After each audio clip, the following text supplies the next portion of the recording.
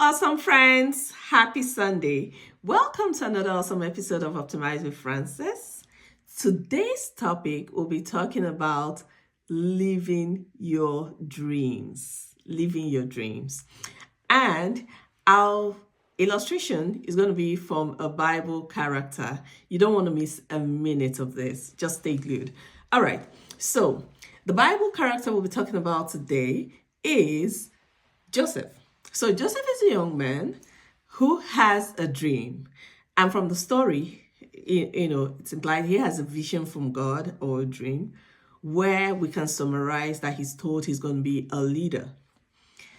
And then he innocently shares it with his family, his parents, his siblings, as would any other person, right? You want to share such a dream. So he shares it.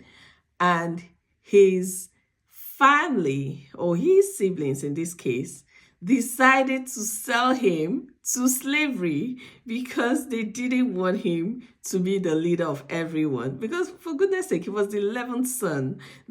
He had so many older siblings ahead of him. So how was he going to be the leader of everyone? And not only did he have this dream, they already had this thing going on in the family where he was given preferential treatment. So stuff going on around there, and they decide to sell him to slavery. So let's continue. They sell him to slavery. He goes to Potiphar's house, and Potiphar, trusts him because of his hard work, because of his leadership, and puts him in charge of everything within his household and everyone within his household. And then somehow his wife sets him up and accuses him falsely, as the story goes, and Potiphar decides to throw Joseph into prison. And then in prison, Joseph somehow becomes the head of the other prisoners, leading the other prisoners, and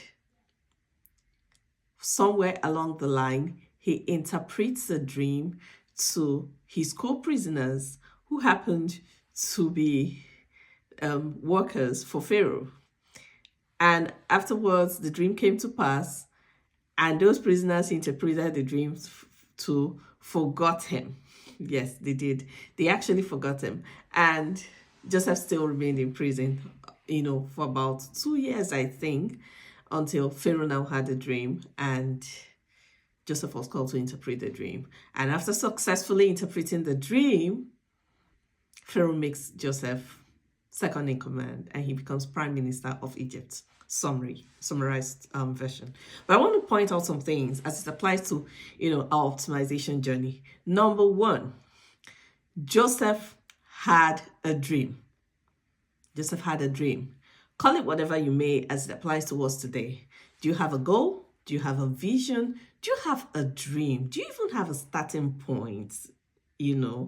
I think this whole story all starts with Joseph having that dream, knowing what he was called for and where he was going. So he had that dream, he had this purpose, he had this vision, he had it, whatever you choose to call it, but there was a destination where he was convinced within himself that he was headed to. That is the starting point. So do you have your dream? Do you have your goal? Do you have your vision? Have you received it? Have you spent time to ponder about it? Do you know the direction you're going?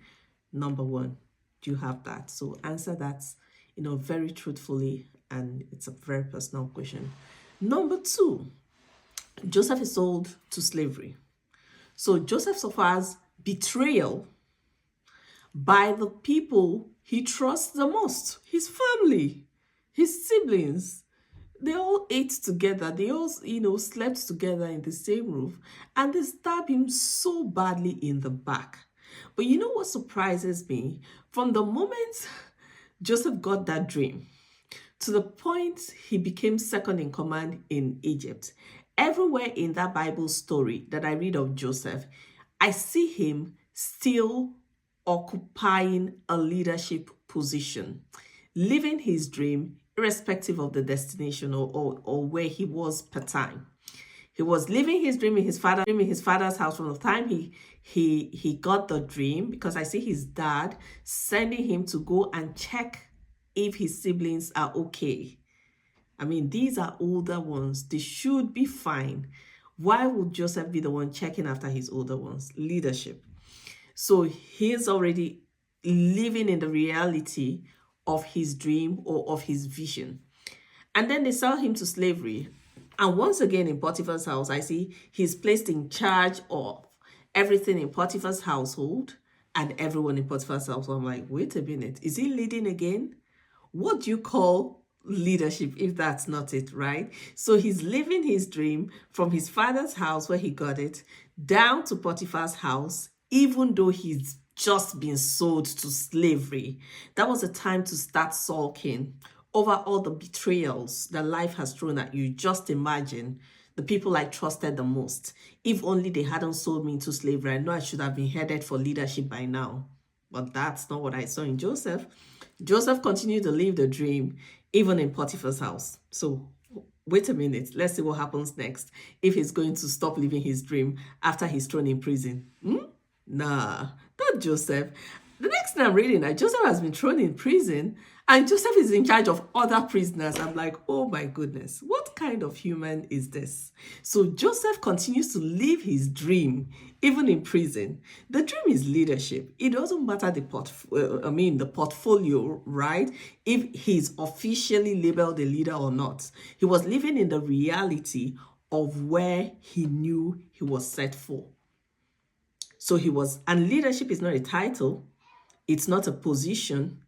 It's the qualities and the attributes you exude in a particular space that you occupy. But we are not talking about leadership. We're just talking about the dream, the goal, and the vision you have. Living in the reality of it and not waiting for a destination, right? The end of the journey is important, but at the end is the journey that matters. So you don't want to miss any fine, beautiful detail of the journey. Either way, you're sulking about all the betrayals of life and the past and all the people you trusted with your life, right? You don't want to spend so much energy. Of course, you're going to feel, because we're human, we feel, but you don't want to dwell in it. So you feel it, but you move on. That's what we see in Joseph. So Joseph is living in Potiphar's house after suffering betrayal from his siblings and Potiphar. For goodness sake, from the story I just read about Joseph, if you don't know that story well, you may want to revisit it. It's a very interesting Bible story. From the story, I see that he served Potiphar with all his heart. And when he's accused falsely, I didn't see it on record that he was asked his own side of the story, for him to explain that that's not really how it happened. His boss, whom he served loyally and faithfully, just believes it and throws him into prison. That's enough to make him, start feeling bad and start, sulking over the betrayal again, back-to-back betrayal. All the people he's loved, he's trusted, he's given his all, stabbing him in the back. That's not good. But Joseph doesn't dwell in it. At least from my view, I see him still living the dream of leadership. And that's what happened in prison. But that is not all. Wait a minute. That's not all. He now suffers something that is not precisely betrayal. We have the third thing he suffered. He suffered a hurt. He interprets dreams to Pharaoh's servants and tells them this is going to happen. And just one request. Please, when you get out, remember me. And guess what? They didn't remember him, at least in the immediate, till there was another need that called for remembrance, and that took extra 2 years or thereabouts. So he suffered hurt, and that was enough to say, all right, enough of this dream thing. I'm not doing it again. That it's just not going to happen. But he just continues living in the reality of his dreams until Pharaoh had a dream and they needed someone and they called him. So if you're asked, when did Joseph become a leader? Was it when he became prime minister, or was it all along the journey? I would say all along the journey, because every step of the way in this story of Joseph, I see a leader. even without the story of Joseph, I see a leader, even without the title, taking the position, showing the attributes, exhibiting leadership, and living his dreams. So, friends, what are you waiting for? Are you waiting for the destination, in quotes, for you to start living? Or are you living through the process? Do you even have a dream? Do you even have a vision? Do you have what you're going after? Have you even gotten the dream or the goal? Have you set it? If you've not, you may want to take a pause and spend time doing that. Or you had it some point in time, sometime in your life, there was a goal. I think I had a dream. I think I had a vision. But life, oh gosh, the betrayal, the hurts, I'm so done with that. This story is enough to motivate you and to stir you up and say, nah, get right back. That dream is not a destination, in quotes. Every step of the journey counts. And between the time, officially from records, that dream was given to when he became prime minister is estimated to be about 22 years. Right? That's such a long time. Yes, that's such a long time. But through it all, he didn't wait for 22 years to live the dream. He lived it every step of the way. Are you living yours?